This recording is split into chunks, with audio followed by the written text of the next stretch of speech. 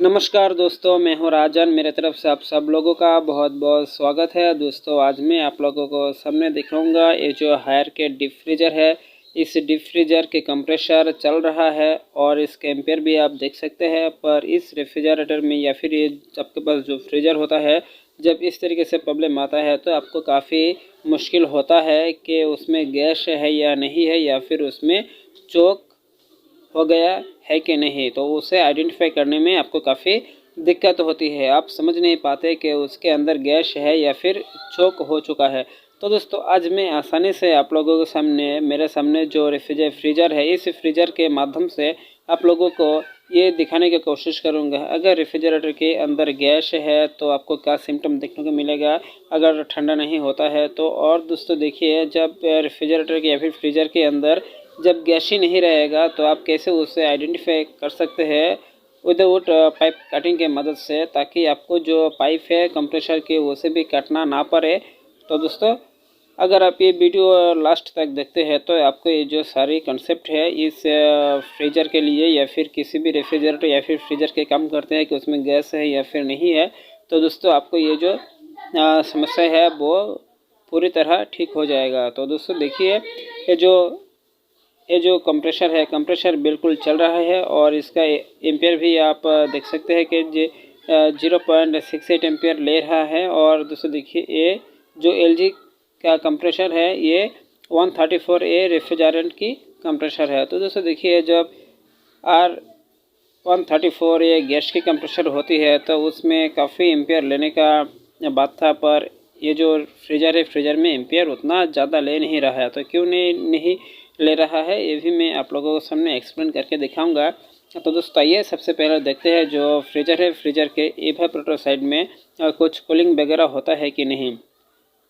तो इसे देखिए, ये जो फ्रीजर है, इस फ्रीजर के जो बॉडी है, बॉडी में देखिए मैंने हाथ रखने का कोशिश की है। हाथ रखने के बाद भी देखिए इसमें तो ठंड के कोई गुंजाइश नहीं है और ना ही तो इसमें ठंड हो रहा है। तो इसे देखिए, ये बिल्कुल ये जो फ्रिज है ये बिल्कुल ठंड नहीं होता है। और ठंड ना होने की क्या वजह है ये भी मैं आप लोगों के सामने अभी ये दिखाऊंगा। इससे पूरा प्रक्रिया किस तरीके से आप इसे ट्रैक कर पाओगे।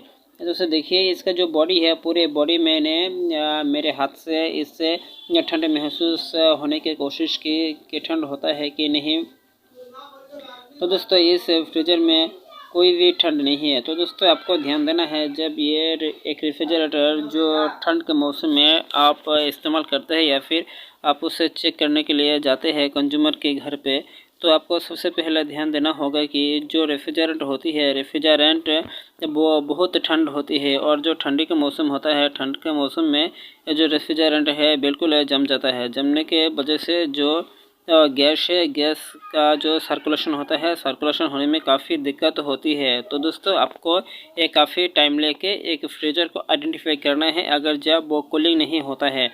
तो सर देखिए, जो इसका टेम्परेचर है, टेम्परेचर बटन मैंने इसे अभी 4 के ऊपर करके रखा है। और जो देखिए ये जो लाइट जल रहा है और ये होता है इसका इमरजेंसी लाइट। अगर आप इसे बंद कर देते हो तो कंप्रेसर नॉन स्टॉप नहीं चलेगा, और अगर आप इसे ऑन करते हैं तो कंप्रेसर नॉन स्टॉप चलता रहेगा, मतलब ये डायरेक्ट हो जाएगा कंप्रेसर। तो दोस्तों मैंने इसे भी देखे कोशिश की है कि ठंड होता है कि नहीं। तो दोस्तों ये बिल्कुल ये ठंड नहीं होता है। तो दोस्तों जब भी आप ठंड के मौसम में, सर्दी के मौसम में अगर आप कंप्रेसर चेकिंग करने जाते हैं तो आपको क्या करना पड़ेगा, आपको लंबे समय के लिए कंप्रेसर को चलाना पड़ेगा, फ्रीजर या फिर फ्रिज को चलाना पड़ेगा। तब जाके उसका जो सर्कुलेशन होती है, सर्कुलेशन सही तरीके से होना शुरू हो जाएगा। तो आप उसे समझोगे कि इस रेफ्रिजरेटर में गैस की प्रॉब्लम है या नहीं है। तो दोस्तों देखिए, मैंने इसे काफ़ी टाइम चलाया, चलाने के बाद भी मुझे ठंड महसूस नहीं हुआ है। और देखिए दोस्तों, ये जो कंडेंसर की जो पाइप है, जो डिस्चार्ज पाइप है, ये काफ़ी जंग आ चुका है, काफ़ी रस्ट आ चुका है। और देखिए कंप्रेसर भी थोड़ा बहुत हीट हो रहा है और एम्पेयर भी आप देख सकते हैं कि 0.678 एम्पेयर ले रहा है। इसका मतलब है ये जो फ्रीजर है, इस फ्रीजर में गैस लीकेज हो चुका है। तो दोस्तों वो कैसे गैस लीकेज हो चुका है मैं अभी आप लोगों के सामने एक्सप्लेन करूंगा। तो देखिए दोस्तों, ये जो कंप्रेसर है, कंप्रेसर 134A गैस की कंप्रेसर है। अगर 134 ए गैस किसी भी रेफ्रिजरेटर में या फिर फ्रीजर में चार्ज होता है तो उसके एम्पेयर लगभग 1 पॉइंट एम्पेयर तक होता है। अगर वो अनलोड स्थिति में चलता है तो उसका जो एम्पेयर है एम्पेयर काफ़ी घट जाता है और उसमें रेफ्रिजरेंट नहीं होता है। तो दोस्तों अनलोड स्थिति में उसका एम्पेयर भी कम होता है और लोड अवस्था में उसका जो एम्पेयर है एम्पेयर वो 1 एम्पेयर तक चला जाता है। तो दोस्तों इसमें गैस नहीं है, क्योंकि दोस्तों ये जो कंडेंसर है हो सकता है कंडेंसर लीकेज हो गया है या फिर इवेपोरेटर लीकेज हो गया है। तो दोस्तों इसे पूरा आइडेंटिफाई करने के लिए इसे इवेपोरेटर और कंडेंसर में अलग अलग करके प्रेशर देके इसे आइडेंटिफाई करना पड़ेगा। तो दोस्तों वीडियो कैसा लगा आप मुझे नीचे बता सकते हैं और